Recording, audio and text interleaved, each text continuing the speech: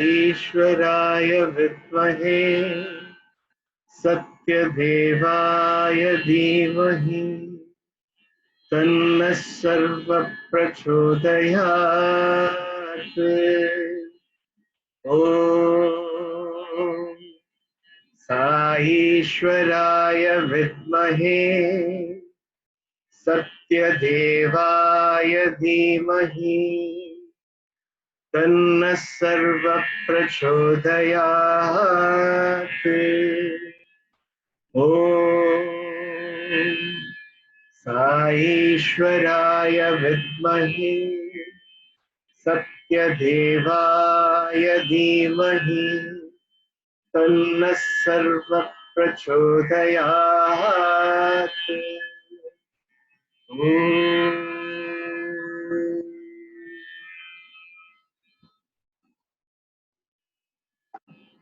Ram, humble pranams at the lotus feet of Swami. We are all blessed today to have Brother Sundar join us again to continue from where he left off on Friday. And without further ado, I will straight away request Brother Sundar to start off.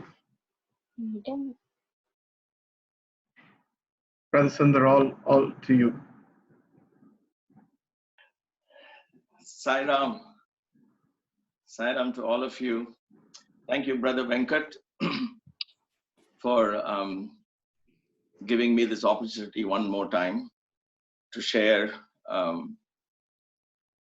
my perspectives and my experiences with this Divine Master who has blessed our lives in so many ways. And thank you all for joining. As always, I do this with all humility and prayer to Bhagavan that he guides us in our words, so we are able to retain the divine teachings and learn them and assimilate them into our lives in the right perspective.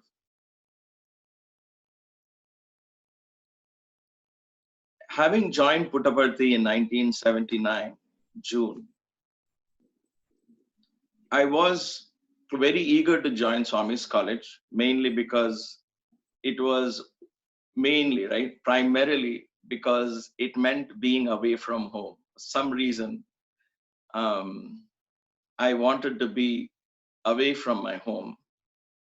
Not that I didn't like my parents or anything. I loved them. I had great respect for them. But for some reason, I just wanted to be alone. I wanted to explore myself and not have people telling me what to do, what not to do. And it is that kind of age, right? 16, 17, you just want to be alone. And so I was primarily for that reason, I said I wanted to be in Puttaparthi.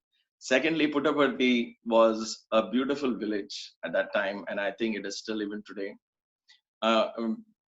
Being raised in Mumbai, Bombay as we knew it those days, being raised in Mumbai and in the hustle bustle of the city, when you go to this village and you have to sit in bullock carts and go from Dharmavaram station to the bus stand or something like that, it was those days. Short distance, not too far out. But it was amazing. It was, the whole experience was new. And to top it all, that village atmosphere appealed to me simply because it was a few years ago or 3-4 years ago, before that, I had seen Sholay, a movie. You all perhaps, if you're from India and if you're familiar with Bollywood, that's one of the films that ran for I don't know how many years. And there the whole setup was in a village, right? So somehow that stuck in my head. And so all of this put together, Swami was not really in that picture. That's what I'm trying to say here. It was other reasons that I really wanted to be part of Swami's college. And Swami, of course, was one of the reasons, not the main three, two or three that I just cited. Swami was, of course, one of the reasons because he was the main attraction there. The stories that I heard from villagers, from old devotees that we met, was so fascinating that it filled my heart and mind with curiosity. I was like, who is this Sai Baba? I mean, I have to explore him. I have to understand him. I have to know him. And I have always been a person who likes to get things down to street smart. Like I want to make it to make sense to me. I want it to become an experience within me. Otherwise, I cannot understand it. I will not be able to assimilate it. But I don't disrespect something simply because it's not my experience, right? Sai Baba was everybody else's experience at that point in my life, because I was not raised in a Sai family. I wasn't. There weren't grandmothers and grandfathers who told me, or parents who told me about Swami. I hadn't really witnessed um, leelas of Swami or miracles of Sai Baba as we know it, except one or two in Bombay when we went to people's homes. They said, oh, this Vibhuti materializing here. And I said, great, it's good for you. Whatever is happening is good for you. I needed that personal one-on-one connection. And it was very important for me. And it has always been like that. It is there even to this day. Even recently, when I went to Varanasi in February this year, I wanted that one-on-one connection with that Shivalingam. And there was an experience that made that happen. So unless that happens for me, things don't click. And so that was an important reason for me to be there. And I was, as I joined Swami's college, that's a beautiful story as to how I met the principal, and he said, you can join commerce, but then I'm keeping that part of the story short. And when I got my 12th grade mark sheet, because those days you didn't have entrance examinations and interviews and all of that, at least the first couple of badges, if I remember correctly, it was simply you have your grade sheet with you. We call it mark sheet those days. You had the grade sheet with you. You go to the principal and say, this is my grades. I got in my 12th grade. And he would say, okay, fill up this application form. And that's it. A couple of questions here and there, and he would accept you. It was as simple and straightforward as that. But he had given me strict instructions. He said he has got strict instructions from Swami, and he told me strictly that if you get first class, that is 60% and above, you get into Bachelor's of Commerce, which you want to do. And I said, yeah, I want to do that. Mainly because my father said, if you're going to be in Puttaparthi, you have to be doing Bachelor's in Commerce. You're not going to do anything else. And for those of you who belong to this generation, we, as in the older generation, like in my generation, our fathers pretty much decided what we should do. There wasn't much of a choice given to us, I guess, at least in my case. My father said, I'm an accountant. I'm working in this company. You also finish your BCom, and then I'll talk to my boss and I'll give you my job. I can retire in peace and you can all that. So that was kind of a path laid out already by my father. And so I said, okay, commerce. And when I got my grade sheet from the 12th standard, I hadn't done very, very well at all. I had got less than 50%. So it was kind of C plus or C or something like that. Grade in these days, if you understand that. There's 48, 47, 48% or something in your 12th grade. That's not a great thing. I'm not proud of that, but it doesn't get you any college even in Bombay because of the sheer competition. The standards are extremely high. So when I got that, I realized I'm in deep trouble. I'm not going to be able to get into Bachelor's in Commerce. I'm not going to be able to convince my father that I can join arts because I just needed something to be in Puttaparthi.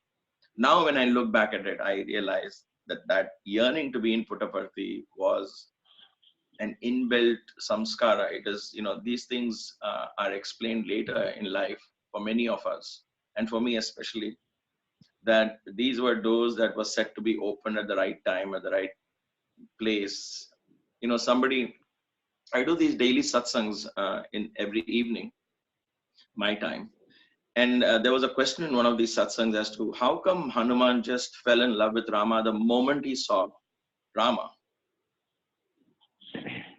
What was the secret behind that? And to me, it's the many lifetimes of relationship slowly building with that master, with the source, if you will. And when the time comes, it just clicks. So this was about to happen. I didn't know that this was a thing that would change my life. I didn't know all of that at all at that point. It was just a deep attraction that I need to be in Puttaparthi. I cannot go back home. I don't want to go back home. I love the village. I love this atmosphere. I love the spiritual atmosphere. It was very much, I just felt completely at home in Puttaparthi. I don't even know how else to say that. It felt like this was my home at that time. And so I felt it so much in my heart, I didn't want it to go. So I would have taken any course that was available, bachelor's in arts or bachelor's in commerce or anything that was available. But given my grade sheet, I didn't have much of a choice. But I went and tried to convince the principal of the college, Mr. Sastri at that time, Professor Sastri, saying, please, can you help me somehow give me the bachelor's in commerce, because I have to, my father will not allow me to stay and all of that. But he said, I know, son, I couldn't help you, but there is no way, because I have instructions from Swami and I cannot go against those instructions. And so it was I was in a pickle, literally. I didn't know what to do. I had seen Baba, and I had spent a month in the summer course in Vrindavan. I had seen Baba by then. I had seen him give discourses. I was very much intrigued by what he spoke. He was very easy to reach. And I like the fact that he would come out to meet people rather than we stand in line and go and meet him or touch his feet and all of that. So everything about him appealed to me. But it was not love at first sight. It wasn't like, oh my God, this is the one. He's the one. He's my guru. It wasn't like that necessarily.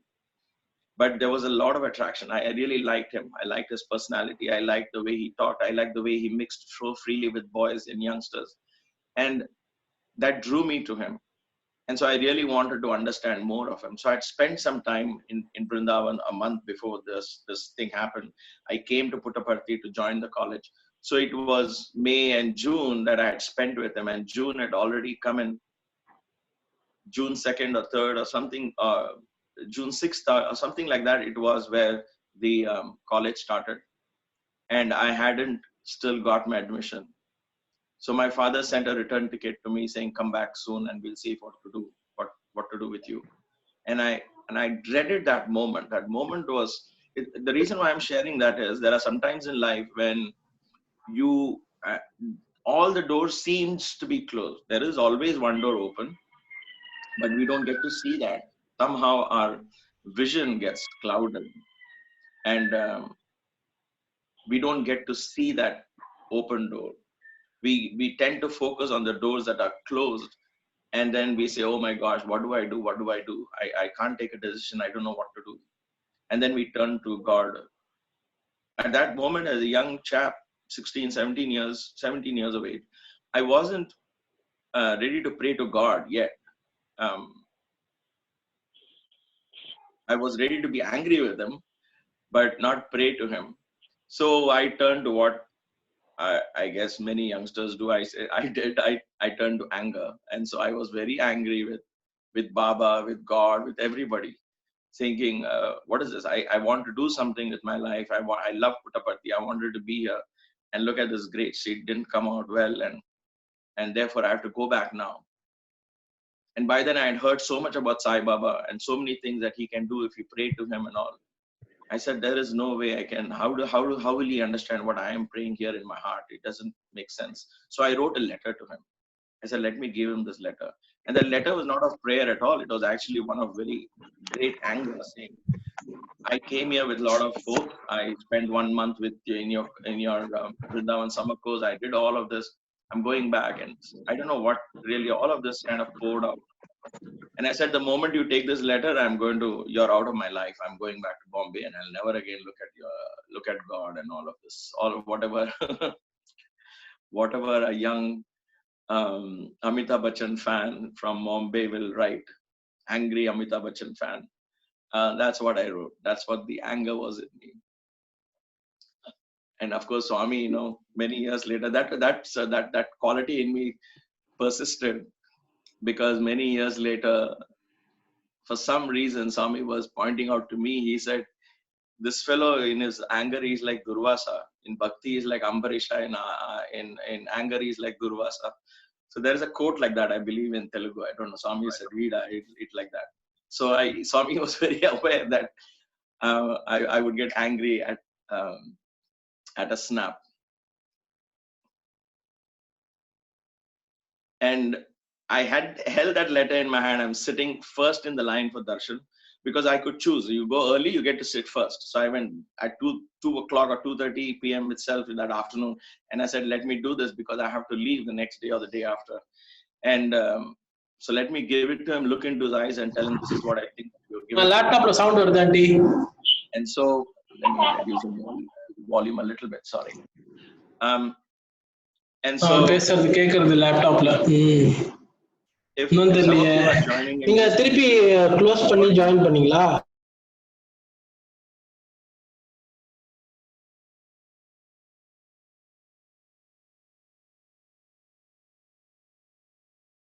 into his eyes and tell him how angry I am with him and leave this place. And so I sat there, and Swami came and came up to me, and all I thought is, I'm just going to give that letter and go away, and it'll get all over, because there was at that point no prayer, no asking, nothing like that. I didn't even know what to say. I was so angry, filled with anger and disappointment, frustration. And so I was sitting there. Swami came to me, looked at me, and he came to the envelope like this. Sometimes he picks up letters like this. So he put his hands like this and held, I don't have an envelope to demonstrate, but then the envelope was there. He kept his hand like this on the envelope, and to my surprise, instead of taking it, he just held it there and he said, "Kya hai? What is it?" And I was so surprised that he even spoke, because at that point I didn't expect him to speak. I didn't expect any such thing. The last thing I expected was an interaction from him directly to me. His very first words from him to me is "Kya hai?" Someday I'll understand a deeper significance of that. Kya hai?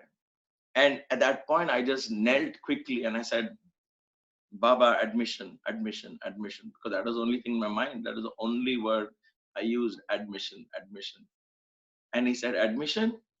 Admission mangta," or something like that. And he said, "Yes, yes." And I said, "BCom, BCom," because I had to be clear that it is bachelor's in commerce that I need to get into, not bachelor's in arts or some other thing. Swami was so gracious. He said, "BCom," because that's what he called. It's a small acronym for bachelor's in commerce. And so when Swami said BCom, be calm, be calm. So that when I heard that, I know people were laughing around me when Swami said, "Be calm, be calm." And it was very sweet at that time. I'll never forget that moment. And then he looked at the principal and he did something like this.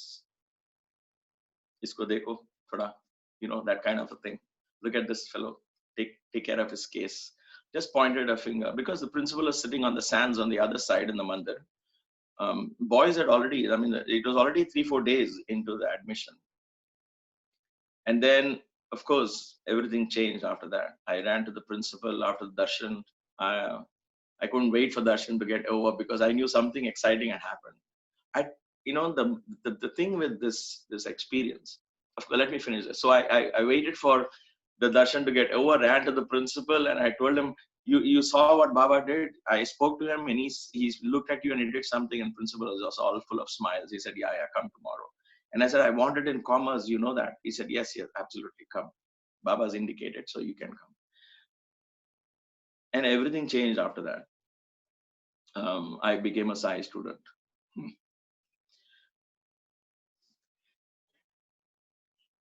Every time I think of that moment and many such moments, it's very intriguing, because what I begin to understand there is you are filled with darkness and all doors around you seems closed, and you seem to think at that moment that there is absolutely no way out. But it is only a less than a snap of a finger, if you will, for the divine to change that completely on its head. It's a 180 degrees. Again, I'm going into degrees, so bear with me. I don't know. It's that one, it was just that single moment, and he changed it all around. Where was my anger? Where was my frustration? Where was my disappointment? Everything vanished just like that.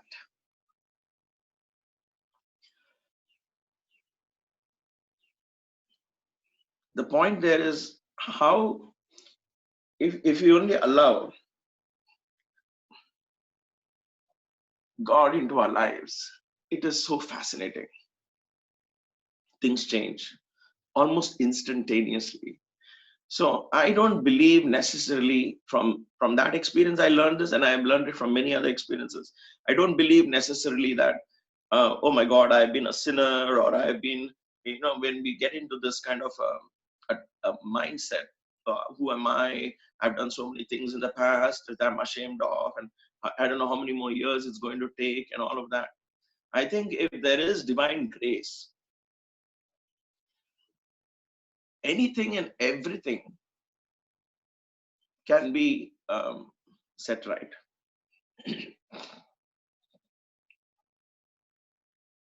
So that was it. I mean, so I joined Swami's college, and I never had to look back after that. So Pune Institute, I've not even been to Pune, except many years later I went to visit BK Iyengar's yoga school, and I practiced a couple of weeks with him. He was a great teacher. Other than that, Pune was and has never been on my bucket list of places to visit. And certainly not the Film Institute. Not that anything is bad with it, but that's how it is. Life changed. Swami said, perhaps in his own way, that I need to use this guy for other purposes. And he did. All those 15 years, I stayed in Puttaparthi. It was amazing how we were able to organize programs, bring in concepts such as sports meet, all things that young boys will find joy in. We did all of that, Bhangra dance and all of that. We brought it into Puttaparthi, because Puttaparthi was a hardcore ashram. And when I say hardcore ashram, it's like traditional ashram. There's no room for Bhangra dance and noise making and gymnastics and sports meets and football games and basketball games. It was at that time, right? When Swami opened this college, all of that changed. Today, what it is a beautiful whole concept. It's like a model lifestyle presented there. A model lifestyle. That's what it is. Model way of education. Last time I was struggling for words. I think if I remember right, I was using the word alternate. But the right word is model. He presented a model lifestyle. Even today, it's a model way of living there. You begin the day with Omkara. Imagine, the highest and the most powerful mantra. He just said, start the day with 21 Oms. Then you awaken the God within with Suprabhadam. And then you go around singing Namasmarana. It's a very divine practice. And then you live a life very simple in needs. You need a roof over your head. You need 4 walls. And so that's it, a small little room for you to sleep in. And rest of the day, you figure out how to serve people who come there. It's a very, very beautiful lifestyle. Even to this day, I know many of my alumni friends and brothers, as we call each other. They are all there. They've been there for decades now.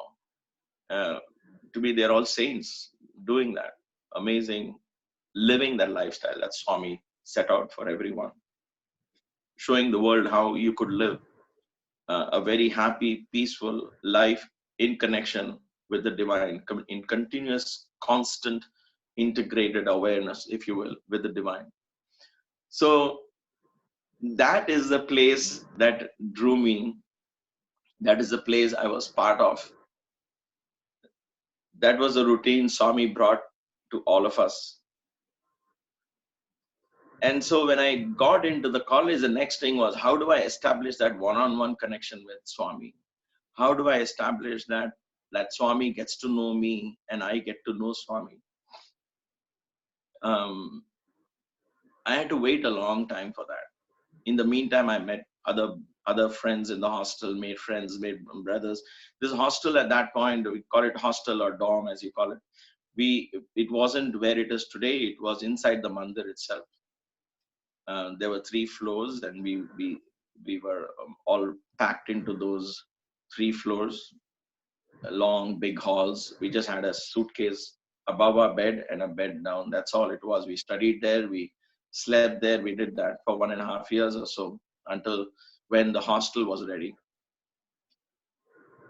It's very fascinating as to how Swami started this college, how we brought in these allowed us to make these kind of offerings to him. In the sense, when we think of, when we study the scriptures and think of Shiva and his devotees, there is a very beautiful quote from the scriptures which says Shiva accepts any leaf that you even offer him. Patram, pushpam, phalam, toyam, a drop of water, a flower, a leaf, whatever you offer to the Shivalinga is accepted, because it is the intention that matters more than the actual offering. So when we were in Puttaparthi and as young boys, what did we know at that time, right? We didn't get the stalwarts like Vedanarayan and others who came in later. They look at him, he's such a stalwart in Vedas and Veda chanting. And he inspired so many boys, hundreds of them, to pick up and learn Vedas. So they were in Vrindavan at that time, I think, and they came in a year or 2 later. So there wasn't much of Veda chanting at that moment, at that time when we were there as boys. Though that first year, there was just bhajan singing, and we hadn't really started singing right away. So all of that was in place. And so when Baba came to inaugurate the hostel and the dorm, what could we offer him? What could we do? What kind of program could we offer Baba? We said we'll do Bhangra dance. Excuse me. We said we'll do Bhangra dance. We'll do gymnastics. We'll do some sports thing. We'll do something. And at first, of course, there was a great deal of hesitancy and resistance in the ashram, because the elders felt, how can you do such things? This is an ashram atmosphere. It's not a city thing, and we can't afford to bring these things into the ashram. But Swami alone saw it in a different light. He didn't think of what was the nature of that offering. He saw the intention behind, and he said, you know what, boys, let's go and see what is this Bhangra dance. And he saw us doing this Bhangra dance for him, and he said, "Paraledu, kotilaga emo chestinaru. For like monkeys, they're dancing. It's good, not bad. Let them do it." So suddenly, you found 50, 60 boys getting a chance to get a picture with Swami, and each one felt I did something that took me closer to him. So it has never been that only people who do bhajans are somehow doing something divine, and somebody who's doing Bhangra dance is not doing something divine. It's important we understand that lesson, because even today, when we were talking of parents and children last time, if there are youngsters interested only in the audio visual part of organizing a program, let's say, and they say, you know what, I don't know about all of that, but I can help you with microphones, I can do with audio testing, and I love doing all of that, and I'm going to be part of that. And they may not even be emotionally interested in bhajans or anything, but the fact that they are giving their best to make that audio visual component in the program really good is their offering to Swami, and Swami accepts that. Swami accepts that. Somebody else might say, I don't know all this. I know about stage lighting. I know about layouts in the stage. I will do all of that. Some other youngster might say that, and that's perfectly okay. That is also accepted by him. In the same manner as somebody sitting in front of the microphone, either giving a big speech on Swami or singing a bhajan on Swami, or somebody decorating his chair or decorating his altar, all of them are different services, different flavors. Somebody is offering from their heart something that they like to do. That is most important. The bhava has to be there. In other words, when you're in it, you're fully in it because you love it. Somebody likes the technicality of the audio visual equipments and they love to play with gadgets and say, hey, let's do this wireless microphone, let's do this, let's do that. Then let them do it, because that is their way of experiencing happiness in what they are doing. And if the program is very well rendered at the end of the day, Swami is very happy because everybody did their very best to their liking. That is how we function as boys in the hostel, in that community, in the college. And that is very important for us to understand, that when you make an offering to the divine, it doesn't have to be necessarily quote unquote, doesn't have to fit into your definition of what spirituality is or a spiritual offering is. It doesn't have to fit into what is your definition of devotion. It can be completely different from your conditioned idea of what devotion could be. It could be a very new idea. But if that person, that boy or that girl, young or old, it doesn't matter. If that person finds their complete oneness with it, say, this is what I can do, and I like to do this, then that becomes an offering. I met a gentleman recently who was not necessarily a great devotee of Baba. I shouldn't even say that. Let me take that back. Who am I to say who's great devotee or not? But when I meant by that is he wouldn't be very verbal about what his feelings about Swami and what he thinks about Baba and all of that, right? In that sense, I meant. I'm not judging him. So, but he wouldn't come across as a devotee of Baba at all. He would say, okay, Baba is doing something good. Let him do it. But what he did from his angle, he said, I don't know to bhajans. I can't tune into bhajan singing. There's just too much clapping and noise. I can't tune into it. He couldn't tune into that.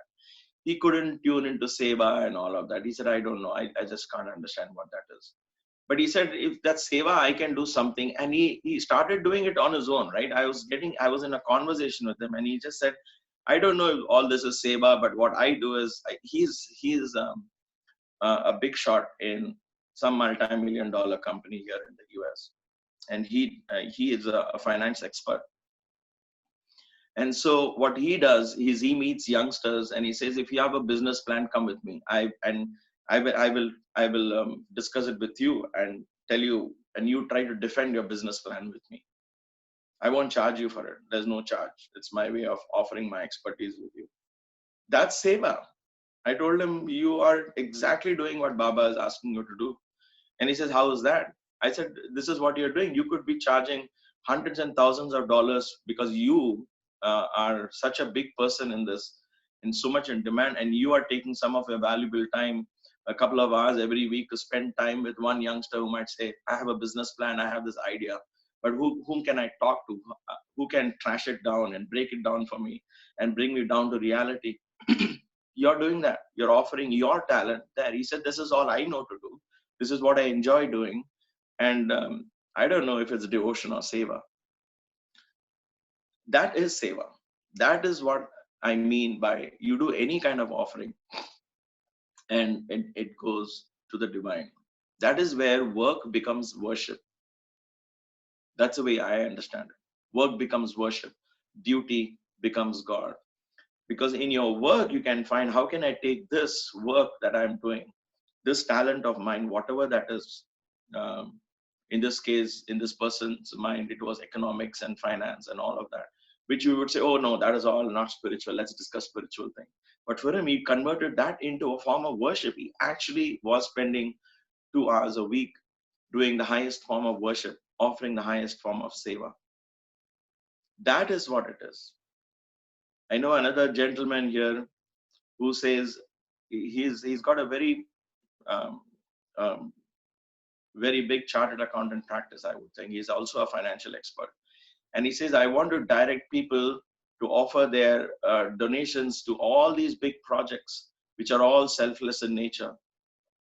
And so his goal is, by doing that, he is fulfilling Swami's mission of spreading goodness, peace, love, Sathya, Dharma, Shanti, Prema, and Ahimsa. For him, that is his goal. So when he is helping people save money on taxes and saying, why don't you do this? Why don't you do that? He is actually, in his mind, he is saying, I am doing Swami's work, and therefore his work becomes worship. How fascinating is that?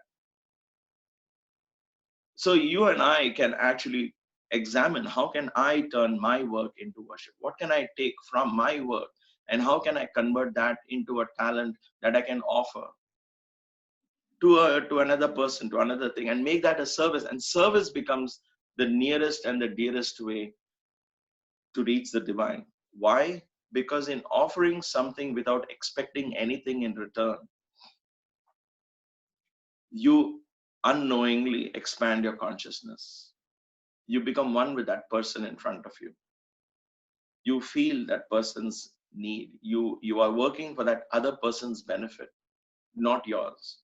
And in those divine moments of service, the I in you begins to go down, and the he in the person in front, he or she in the person in the front, begins to become more important. Because the rest of the time, think of it, it is always I have to get up, I have to sleep, I have to brush my teeth, I have to have my coffee. It's I constantly. So in service, that I goes down and the he comes up. So there's no fancy techniques in meditation. There's no fancy techniques in pranayama or nothing like that. Service makes it very simple, very easy for you to see, what do people need? What can I give to people what they need? How can I take this talent and offer it to somebody else who will need it with no expectation in return, and offering it to the best of your ability?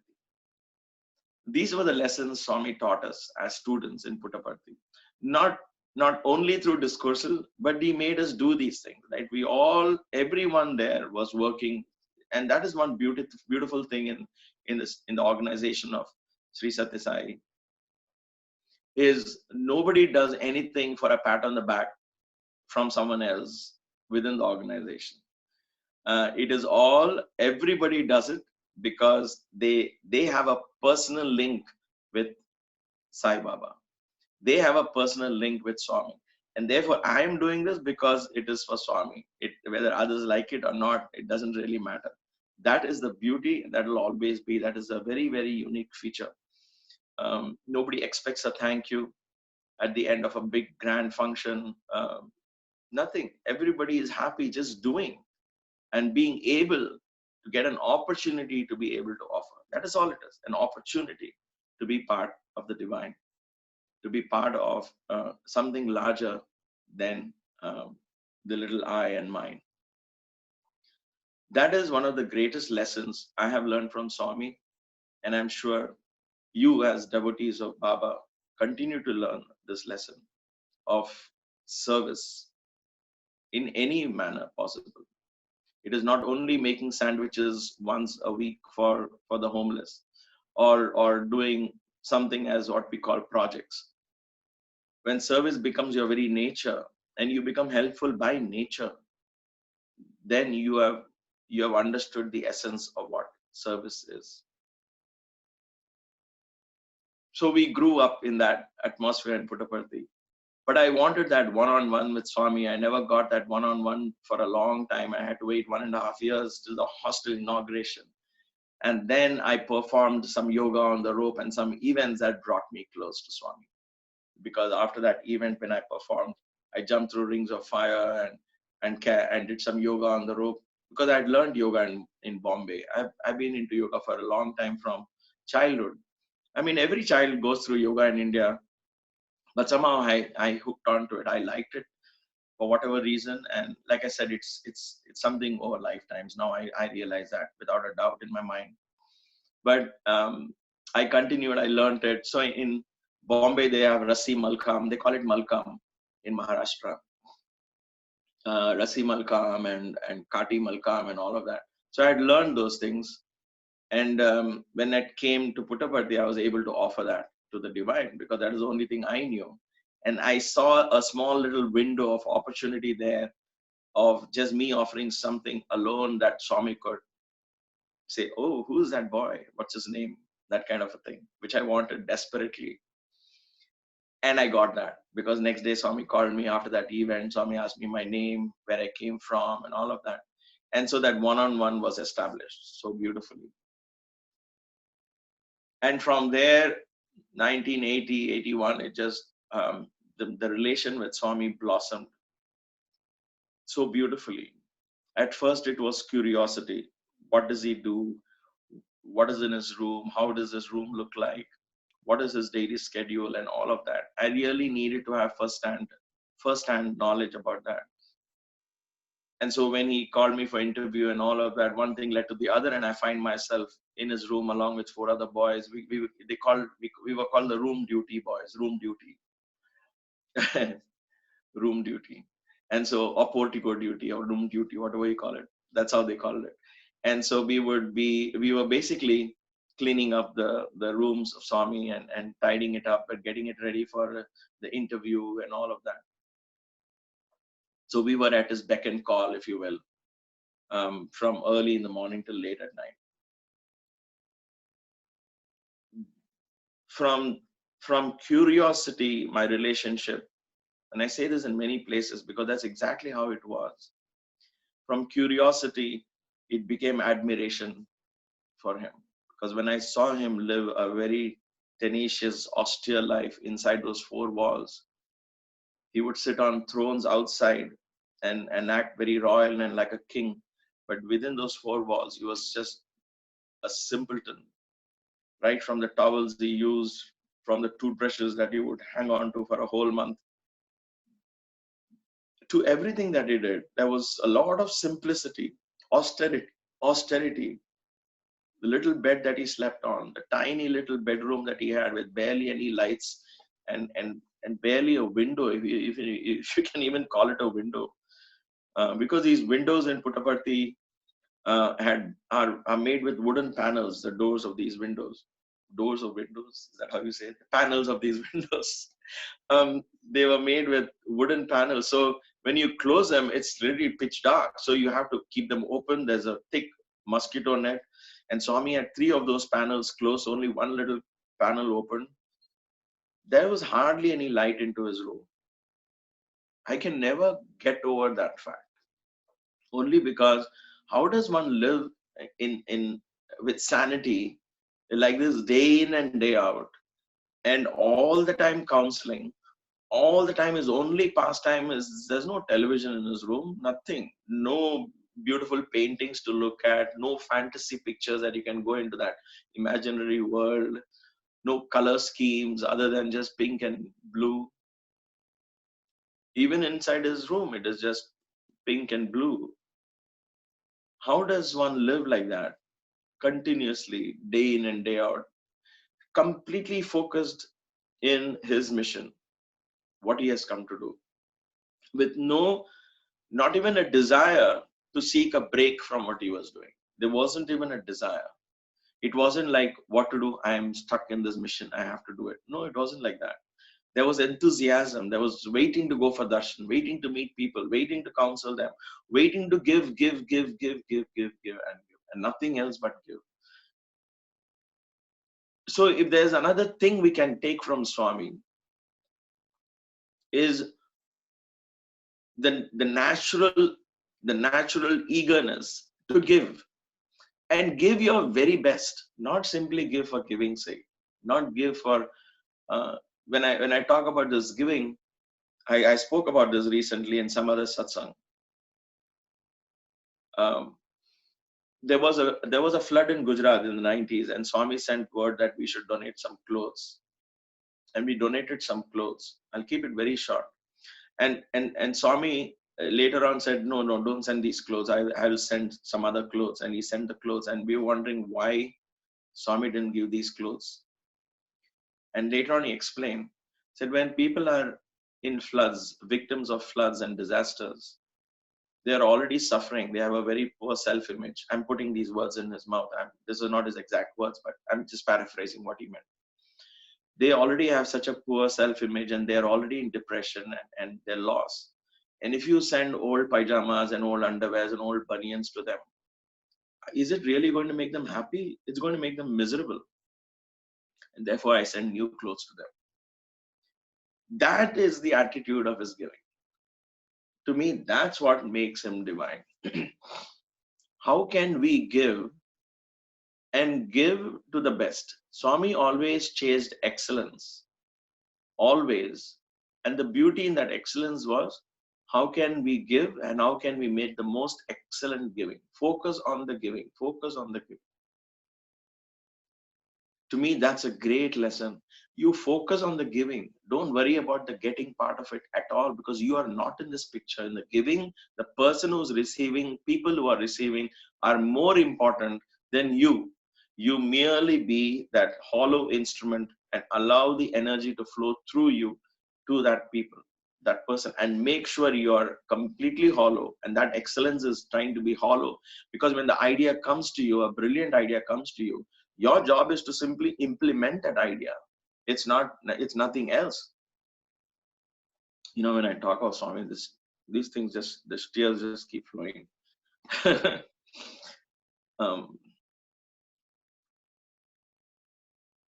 The energy will just flow. So everything that he did, and today there are monuments, right? There's a super specialty hospital there, which is like an example of how you should be giving. If it's a medical camp that one is offering, if it is a medical hospital that one is building, how should one build? This is it. It is give your very best. If it's an institute that you are building, it should be the very best. Very best. He wasn't shy about that. And if there are youngsters listening to it, don't get tempted by that fact that to even believe, even for a second, that, oh, he could give best because there was money. There wasn't, like I mentioned last time, there was just enough at that point just to meet ends. At every moment it was like that in the ashram, at least when I was there. And it was amazing how he didn't wait for something to come in order to give. He would begin to give, and the resources that were necessary for that automatically flowed. It was such a beautiful thing to watch and learn over the years. And now when I look back and keep going back to every single project of Swami's, every single act of Swami's was always focused on how best can you give. Focus on that. Don't worry about anything else. Everything else will fall in place when the time comes. The universe will open the doors. And Swami himself mentioned that to me once directly. In context of either it was writing a drama that I was working on, or this gymnastics event. I'm not sure. One of those events it was, when he was sitting, I was sitting at his feet and he was sitting on his chair, and there was a beautiful moment when he said this, that you just focus on doing your best. Don't worry about who will like this, who will not like it, who will receive this. Or something like that, he said. These kind of doubts should not even bother you. Follow your heart and do your very best. And the universe, he said, then the Navagrahavalu, all the 9 grahas, all the 9 celestial bodies, the 9 planets as we understand them. Though planets is not the right translation of grahas, I'm just putting it out there. It's gravitational bodies. The 9 gravitational Navagrahas will come and become Anugraha for you. What a beautiful teaching that is. But how will that become Anugraha? Only when you focus on giving. He added that also. It will come as Anugraha when you don't think about yourself. You focus on the job, do your very best, make it the best program. That is what your job is. Anugraham vastundi, automatically it will come. So when we want grace of God to shine in our lives, in whatever aspect of our lives, whether it is finance or health or relationship or whatever that we focus on, what is important for each one of us at different stages in life, each one is important. Let that grace shine on that part. You don't worry about it, but you just focus on being your very best at every single moment, doing your very best, giving out your very best, using all the resources to be very mindful of every moment in your life, chasing excellence all the time. Success will automatically follow. Whatever that definition of your success is, it will get fulfilled automatically. You don't even have to worry about success. This is the message I get from Swami, studying his life, studying the way he did it. So those days, a few months that I spent with Baba in his room, was that curiosity led to admiration, great deal of admiration. That admiration slowly blossomed into a deep attachment with Swami. I remember, and of course my practice in yoga also strengthened so much because he would encourage me so much into that practice, and guide me in so many ways. Simple things like passing by, he will mention something with my practice that I will be able to tweak it and help. And I'm writing about that slowly. So those kind of things may not fit into a talk here. But what happened in that was there was a great amount of that admiration became, because I was young, I was growing up, I began to admire him. So Amitabh Bachchan was gone and slowly receded back in my mind, and his image was replaced by Swami, if you will. And I said, this is it. This is my role model. Because when somebody does something you can't even imagine to do, like living in a room like that, and constantly counseling, constantly focusing on giving, constantly chasing excellence, and just being humble by nature, being loving by nature, being very involved in every small little thing. Every little building that Swami would build in ashram, or was somebody building in the ashram, he would go and inspect it. Where will people sleep? How will they eat? What will they do? Where is the bathroom? And all of that, including where the taps are, all little things. Like, pay attention to the small things. That was a great lesson I learned from him. So watching that, I became a big fan, if you will, of Swami. I became very attached to him physically. Very attached to him.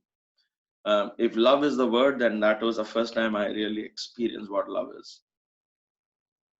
I said, oh my gosh, I couldn't think of anything else other than him. I couldn't think of anybody else other than him. I said, this is it. He is everything now. And I could understand why that attachment, that attraction was so strong. And he allowed it. He encouraged that in his own way. But then there came a time, and yet deep inside me, I wanted more of him. The more I got of Swami physically, the more I wanted.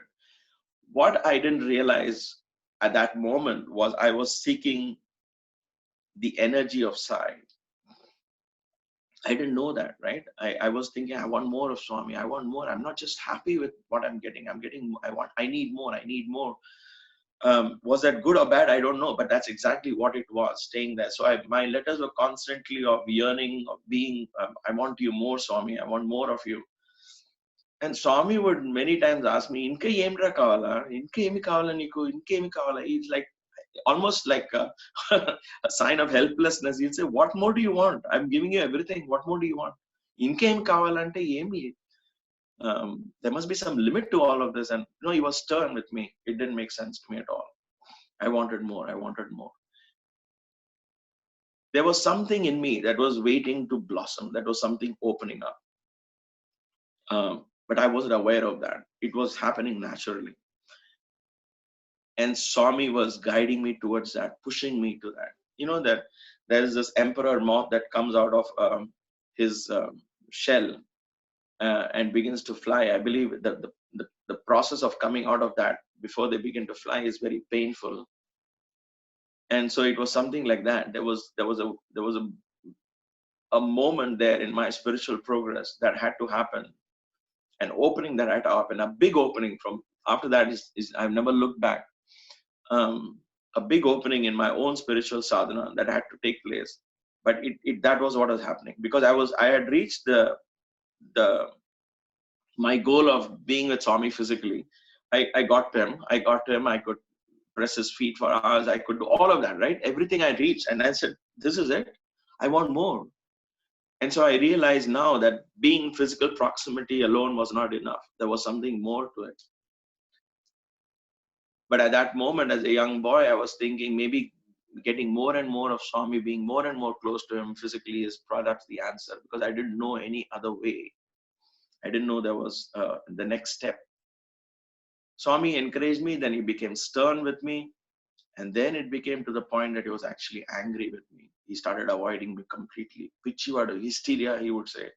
I mean, I remember one session where he actually called boys and told and started scolding me so much, continuously for about 45 minutes. He was telling them how foolish I am, how hysteria and this and that. I think it was in that talk only he said he's Durvasa in anger and Bhakti in Ambarisha and all of that. Everything came in, all of that was poured on. He was trying to cut the cords, the umbilical cord, if you will. He was trying to cut that, make me realize that Swami is more than just a physical form. But it was not going into my head or my heart. I was thinking Swami is testing me, so I need to go more. But in my letters, and so he avoided me completely for a while.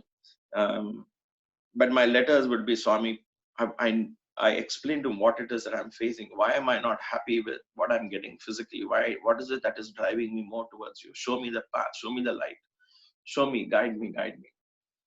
And I remember some of my friends saying, what is it that daily you write 2-3 pages to Swami? Because, those days we could walk up to Swami's door anytime during the day and knock the door and then hand over the letter, not to Swami directly, of course, but to somebody there. I was there in that room doing that service, so I know that you could hand a letter and they would go ask Swami whether they can take the letter. Swami will say yes, and then your letter will go directly to Swami upstairs in his room. So we had that privilege. What a great privilege that was. So I would write daily. At a particular time, I know Swami will come out from his afternoon siesta around 2 o'clock, 2:30. So I will have my letter ready. I'll go knock and give it almost daily. And every day there was 2-3 pages to write. That's what I meant by he was my first love, because there was so much to write. Everything that was going on in my head, I would pour it into my heart and write to him and send it to him. So this went on for months, and I couldn't understand. I went deep into meditation and practice of yoga and trying to understand what it is. I couldn't. What happened during the course of that period, I had a lot of that, because we were singing in front of Swami. I had a lot of moments and chances where I could be sitting and admiring his form as he sat on the chair. And because of my great admiration, I had gone so much to love Swami and be so attached to him, literally. I began to memorize his form as he sat on the chair, because that would help me in my meditation, meditation on Swami's form, which is how I started meditation. And so every next day morning, I would say, what did I see yesterday in Swami's Bhajan Hall throne, exactly how it was. And I would relive that moment. And then there will be, to the extent that every single intricate detailed fold of his robe, I would try and memorize. So it became very clear to me exactly how that form was, up and down. Because that is the form I just loved. And that is the form I wanted at that moment. It went on to such an extent that I had perfected that form. I could easily close my eyes and see every single intricate detail of Swami's eyebrows and nose and eyelids and cheeks, and the mole on the cheek, his lips, his skin, a little double chin here, his robe, the gold buttons, the fold in his robe, the little folds that go into his armpit, and how the folds in his robe, how is the placement of his fingers, every single thing became so clear in my meditation. I loved that kind of meditation, because that gave me that joy that this is my Swami and me in my inner space, and nobody can take that away from me. So that went on. But then there was this yearning, right? I want more of this. I want more of this. How do I experience more of this? And so after many months, Swami one day had picked a few of us to do some work. And I was there doing that work, do some work in his room upstairs, in the mandir upstairs. Most of those rooms had bus storage with boxes being donated by devotees. He would let it be there. And then he would one day say, let's open the boxes, see what is there to give. If they are good ones, he will give to people. Anyway, so I was there one day, and at that moment, there was one afternoon I was sitting and opening some boxes in his room, and he was sitting across. And then he looked at me, he said, what is it that you really want? I ran to him and knelt down. I said, Swami Kavala, Swami Kavala. And then very beautifully, he said, Niku Swami Kavala, Sai Kavala. Swami Kavala, Sai Kavala. Chappu. And I knelt down and I said, what does that mean, Swami? What do you mean by Swami Kavala or Sai Kavala? Do you want Swami or Sai? I didn't understand. So in all humility, I said, I want both. Iddaru Kavala, Swami. And then Swami shook his head, not saying yes or no, but he just shook his head, almost meaning, no, I didn't mean that. He said, then he went on to explain. He said, Swami is talking to you today. Swami won't talk to you tomorrow. Swami will be in Puttaparthi today. Swami will be not in Puttaparthi tomorrow. He will be in Vrindavan tomorrow. ఈ రోజు పుట్టపర్తిలో ఉంటాడు, రేపు బృందావనంలో ఉంటాడు. ఈ రోజు మాట్లాడతాడు, రేపు మాట్లాడు. స్వామి అట్లా ఉంటాడు. స్వామి సాయి ఇంటనే జంటనే వెంటనే కంటనే ఉంటాడు. But Sai will be with you, in you, around you.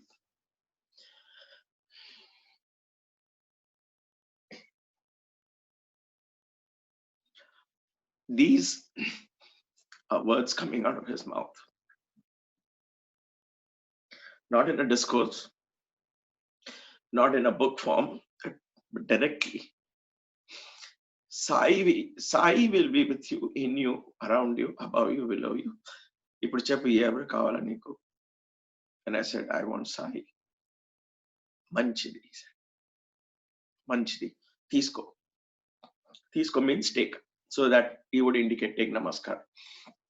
So I took namaskar and Swami rubbed my back. That was such a divine moment, right? So I knew at that point, when I came out of that room and I went to bed that night, I sat up thinking, what did Swami mean by that? And there was something very big that happened that afternoon when he said, Swami Kavala, Sai Kavala, and I chose Sai. What does that mean? So the next day morning, when I did my meditation, after Omkaram and boys are chanting 108 names, I would continue to sit there and practice my meditation. So when I meditate on his form. And so I started my usual meditation. I said, okay, so this is how it will be. So I continued my meditation. And at the end of the meditation, this thought came, but this is Swami. This form is Swami. But then Swami says, Swami Kavala, Sai Kavala. This form can be here today, cannot be that tomorrow.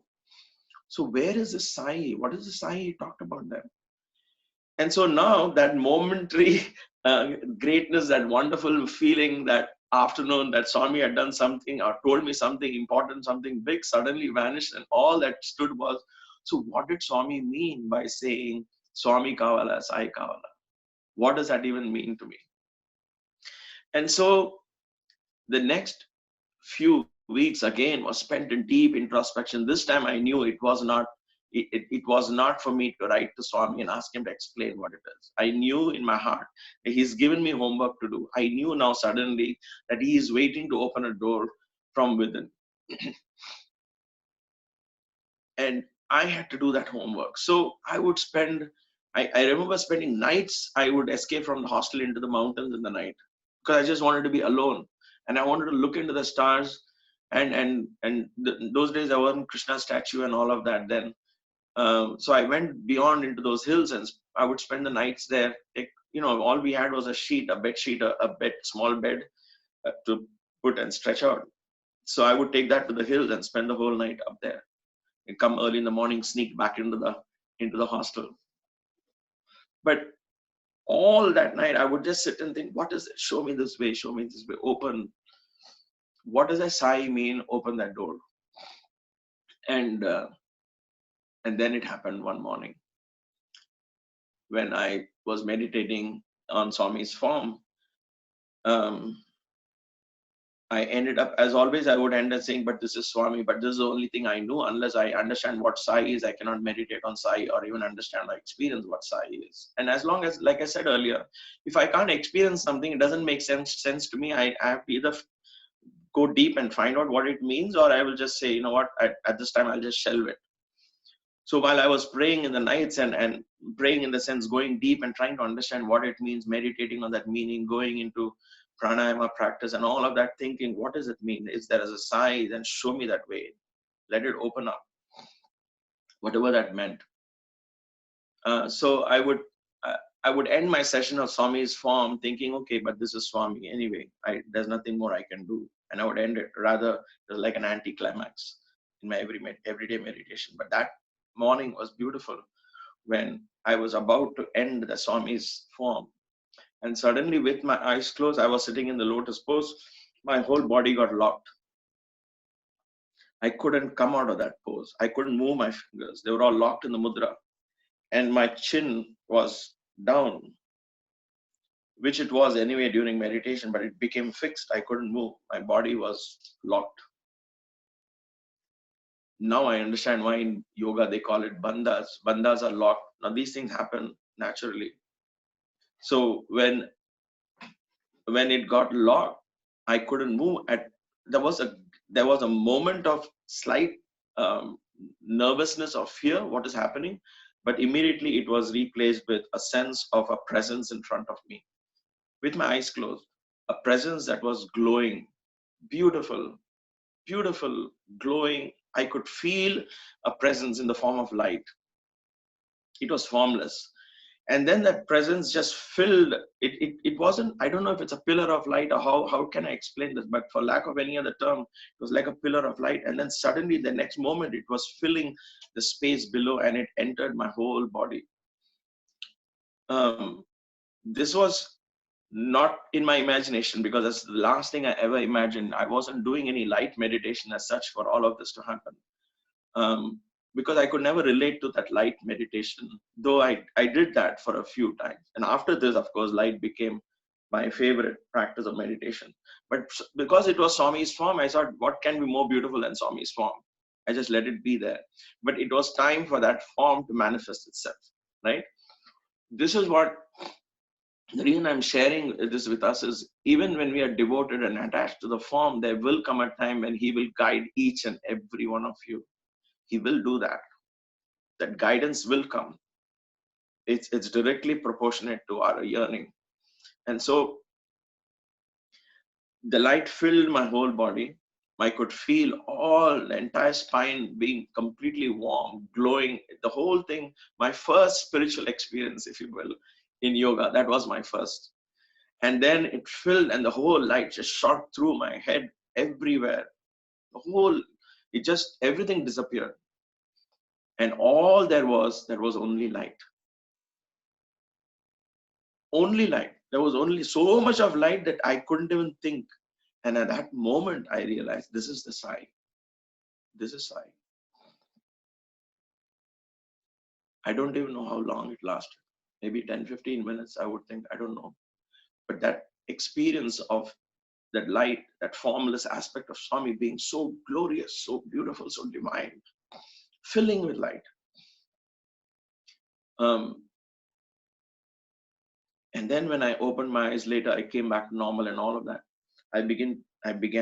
It came clear to me that Sai was this formless, infinite, pure consciousness filled with light, energy, divinity. And that was all around me, up, below, intane, gentane, ventane, cantane, behind me, within me.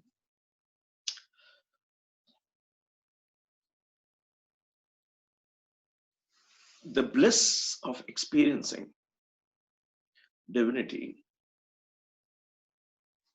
is extremely powerful. That's why emotions come naturally, because it's blissful. And so, anyway, that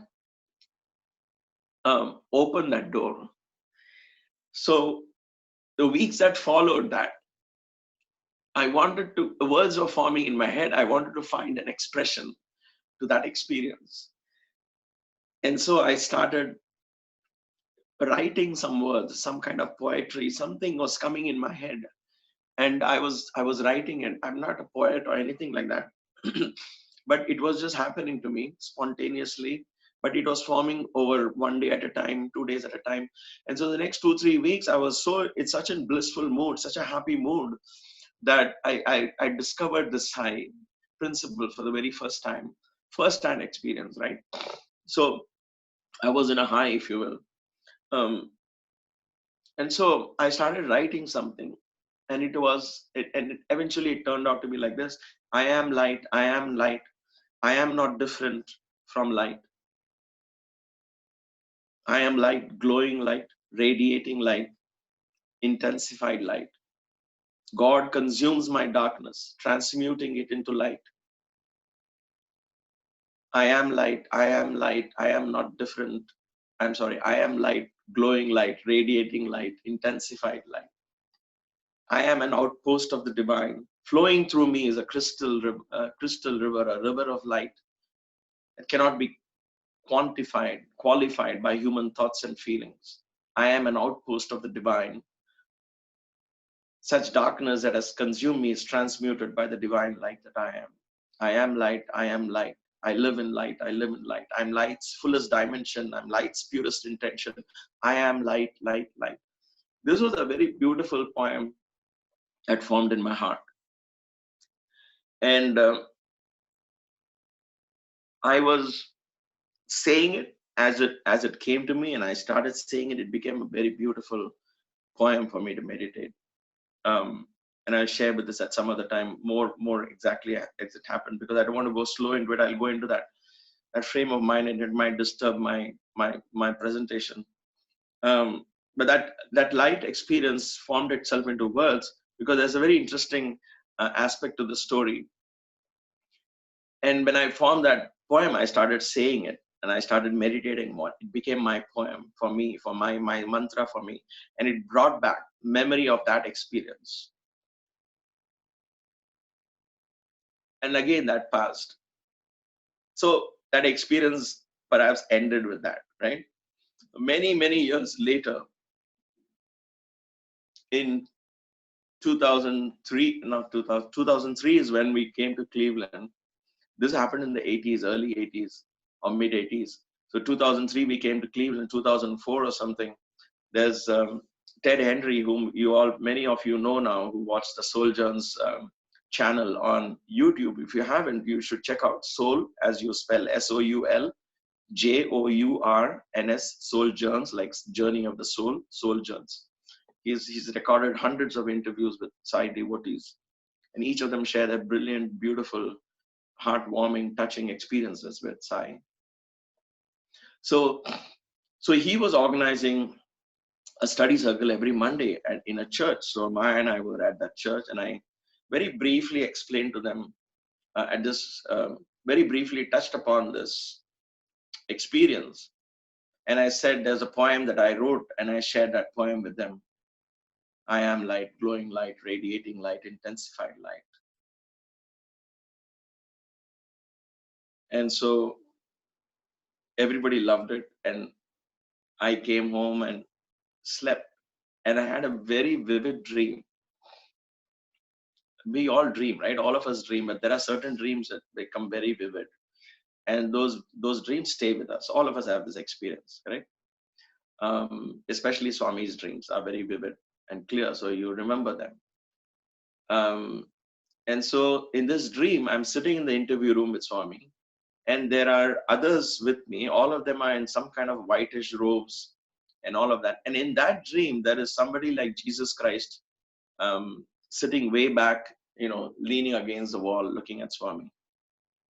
And I am presenting that experience to Swami, that experience and that poem to Swami. And Swami says, tell that poem. And I say that in the dream. And Swami smiles. The next scene is Swami is not there, but one gentleman sitting next to me, again with beard and whitish robe. They all look similar, like the Jesus Christ feel kind of a thing. He looks at me and he says, that's my poem you wrote. That is my poem.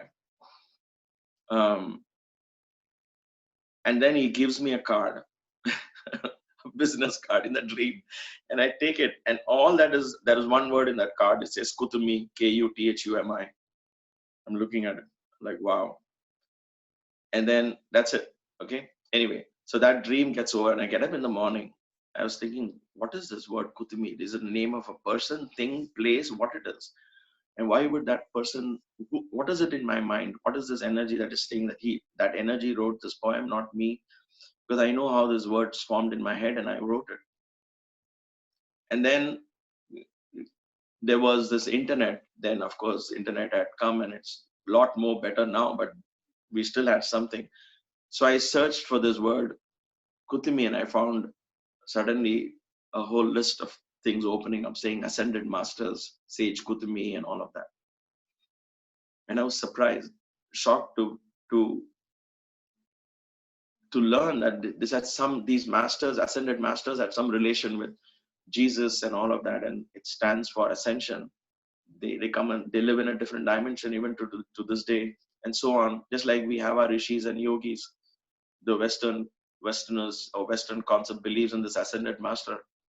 I had no clue until then, and so I saw that, and I was like, wow, what does that mean? That he gave me this poem. So I searched his writings and I didn't come across it. And then I typed the first line of this poem on the internet. I am light, I am light, I am light, glowing light, radiating light, intensified light.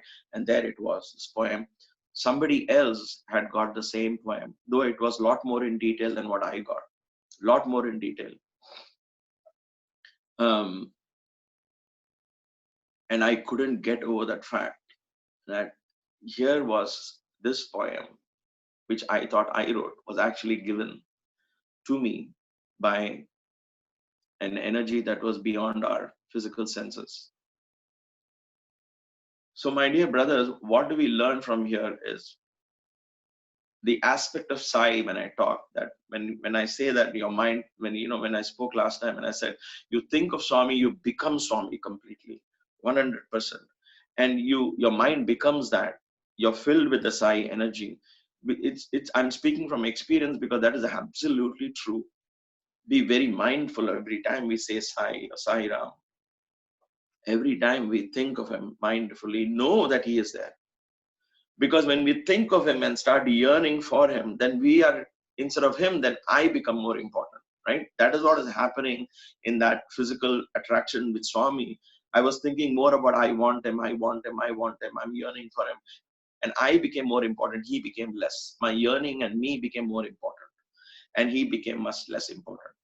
But when I contemplate upon him and just become that person, in other words, be completely drenched in that energy of Sai, allowing Sai to fill and be one with that energy, then he is already there with you. And you come out of that experience more enriched, feeling a peace in your heart, knowing that you have been in touch with Sai. Right? To me, that is very, very important. That is the most powerful lesson I learned from that experience. And ever since, I've never changed my mind. I've never been able to, even if I wanted to. It has always been one of my most precious experience, because that was my first experience of the other dimension, the opening of chakras, if you will. And then when this happened, it proves to me that there are other dimensions, where there are rishis, yogis, and beings like the ascended masters, energies, gods, divine angels. There are dimensions where these are waiting. These energies are waiting to serve you and me, to help you and me, to guide you and me. And many experiences later, like I said yesterday, or the day before yesterday, that many of that experiences are so personal that I don't even know how to share them. But know this for sure, and I say this from my heart, know this for sure that when you yearn for God, when you yearn for spiritual progress, when you yearn for the higher consciousness out of sheer love and devotion, know that your prayers are being heard. Know it. Just know it. You might find it difficult to believe because I'm speaking from my experience, but I'm only sharing that conviction. Know it is being heard and keep at it and wait for that. Like I said, the emperor moth coming out of that cocoon is a very painful process. Maybe that is that yearning that Meera experienced. That is a yearning that Tyagaraja expresses it beautifully in his kirtanas. That is the yearning that every one of us perhaps have to undergo, because in that yearning, in that disciplined sadhana, in that time frame, if you will, we are actually coming out of our little cocoon and bursting forth to experience what is divinity. And once you experience that, once you're out of the cocoon, there's no going back in. There's no going back in our evolution. That is the beauty. You don't have to accept anything that I shared. I always say this, you don't have to. But know that there are many, many, many hundreds and thousands of people with such experiences in the world. Experiences with Sai, experiences with other masters, experiences with other dimensions, experiences, close encounters with death, where they experience these high dimensions. Science has not been able to explain this, and they will not be able to explain it because their approach is very limited. But yet they might break barriers if they open their avenues. Today, quantum mechanics and quantum physics is trying to go into the realms of consciousness, but they're doing it slowly, mindfully. They're trying to explain that in terms of science. They may be able to achieve. Anything is possible once you set your mind to it. Anything is possible for the human mind. So I should take back saying science will not be able to do that. But nobody, one thing is for sure, that nobody can completely put their finger on this vast, infinite cosmic principle that we understand as consciousness, that we understand as the Paramatma, that we call upon as the Brahman in the Vedanta, that you and I know as the Sai principle. There is no limit. When there is no limit, how can you say you understood? You experience a fraction of that divine principle. So I started with this the day before yesterday. I'm ending back with that same principle, that we experience a fraction of this ocean of divinity. And each of our experiences is absolutely valid. That is why I said yesterday, the day before yesterday, that celebrate our uniqueness, believe in your uniqueness, and believe in your experiences, because your experience is for your evolution, and they are so very, very important. You can learn from others' experiences. You can get inspired by others' experiences, knowing that you're not the only crazy guy. There are other 5 other crazy guys like you in the spiritual path. So it encourages you. But then you have to carve your own path, discover your own beautiful relation with this principle that we have come to call God, without confining this idea of God to religion and to dogma and to doctrines. That is one thing too that is important. Religion is important, I guess. Dogmas and doctrines are important. But those are stepping stones. That's like an institute where you learn certain things, form certain basic core values, and then you blossom. Allow that learning to translate itself into our everyday life. God is very real. Divinity is very real. Higher consciousness is very real. And all of this knowledge is there in our Vedanta, in our Upanishads, in our Vedas. And that has been time and again masters who have spelled that in a language that we can understand. And today we have hundreds, if not thousands, of conversations of Sai, discourses of this divine master, who's explained it in many, many ways that we can understand. So take any discourse of Swami, and there'll be something in that discourse, if not the entire discourse, there'll be something that will speak to you at that moment. Take that to your heart. Allow that to this. It's called mananam. Mananam is contemplation. Shravanam, mananam, nididhyasanam. Swami would often say this. Shravana is listening. Manana is contemplating on what you listen, allowing it to slowly take whatever makes sense, right? Now, 90 minutes is a long session, and two, 3 sessions like this, and every week's a session. They're all long sessions. But from each session, when you contemplate what is necessary for you at that moment, that will stay with you. The rest of it will become vague. And that's perfectly okay. You take that, contemplate, and then allow it to get assimilated into your system. In other words, let it begin to reflect in your thoughts, in your words, in your deeds. Allow that. Don't stop there. Because if that assimilation doesn't happen, there is indigestion, Swami would say. So Shravanam, Mananam, Nididhyasanam, it has to translate itself into inner transformation. Let us all blossom. We are now little buds in Swami's garden. He is the gardener.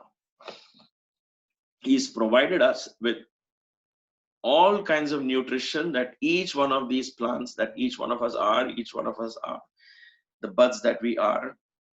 He has provided all kinds of nutrition, whether it is bhajan singing or service or Vedic chanting or jnana or studying of scriptures or analyzing his discourses or study circle.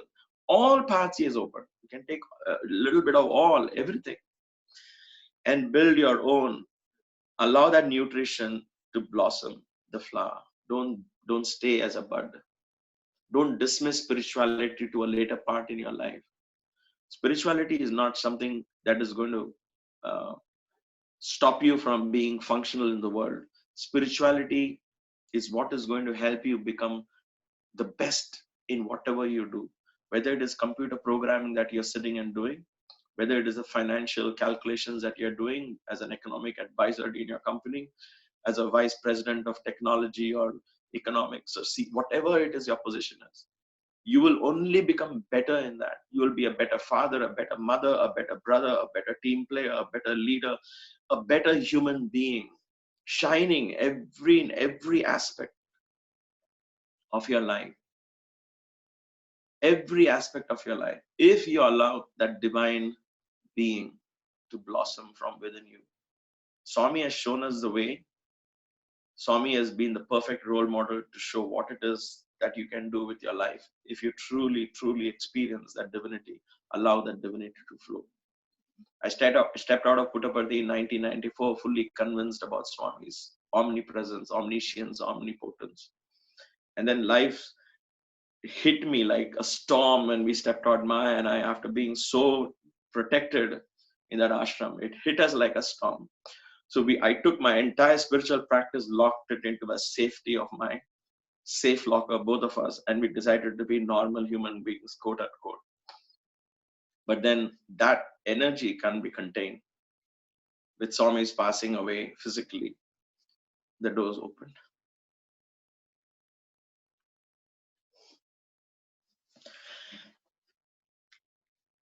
And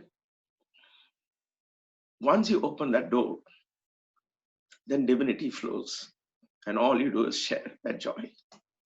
So thank you again for allowing me to offer my thoughts, my perspectives. May Swami guide us, each one of us, in this path. May each one of us fulfill the destiny for why we are born. Destiny, namely becoming one with God and living as the ocean, living in that God principle, living and allowing that God principle to shine through your thoughts, through your words, through your deeds, and that allowing that goodness, that divinity to prevail. Thank you. Sai Ram. Venkat, all yours. Sai Ram. When we started off, there was this beautiful sun rays shining into your room. We end off with thunderous rain pouring with His grace here in Singapore. And words fail to describe the emotions we have listening and where it is connected with one and all. Ariana, would you like to say a few words, please? I've unmuted you now. Sai Ram, all brothers and sisters,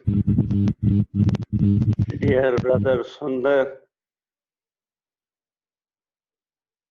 as Swami has blessed so much and you have put it from your heart, how from form to formless you moved. And for students, Swami has given that if only that they are able to be into that state, then Swami clearly has removed all the knots and made every devotee and student to become one with him. And dear Sundar, I have been with you for a few years, though not all the years, but you have been always like this. You are a yogi, you are a great, Swami has given you the Shakti. You have given lots of good talks too, even as a student. And you are such free-willed person. That's what Swami expects everyone to be. Not to have any narrow vision at all. And you explained it so beautifully that what is service and what Swami, it's not only bhajan or this or that. Whatever form, whatever duty one is doing, if that is offered selflessly, that becomes your worship. That was a wonderful point. And also your beautiful experience from form to formless. It is because you are totally in light and always involved with light. On behalf of all the devotees here, if I say thanks, it is a very small word. I don't want to belittle all the love of Swami you shared with us. I can only pray to Swami, you should keep coming to all the devotees and this group, whenever we request you, please come and share your heart. We are very grateful for giving all your valuable time. And though at this stage, generally, we will feel we have to sort of keep our mouth shut. But at this time, you are bringing out this is fantastic. And on behalf of all the devotees, our love to you and thanks and gratitude to Sundar. Thanks a lot, Sai Ram. There's already requests coming in for a part 3, so let's see what Swami has in store. But I think we need to assimilate what Brother Sundar has said, and there's definitely been amazing inspiration that's happened. Connect to each of our own individual experiences, as he rightly said, and praying that there's wellness for one and all. Thank you so much. We'll finish with 21 Samasta Lokas. The next satsang will be Friday next week. We'll send you the details very soon. Thank you, Brother Sundar. Thank you. Samasta Loka Sukhino Bhavantu. Samasta Loka Sukhino Bhavantu. Samasta Loka Sukhino Bhavantu. Samasta Loka Sukhino Bhavantu. Samasta Loka Sukhino Bhavantu. Samasta Loka सुखिनो भवन्तु समस्तलोकाः सुखिनो भवन्तु समस्तलोकाः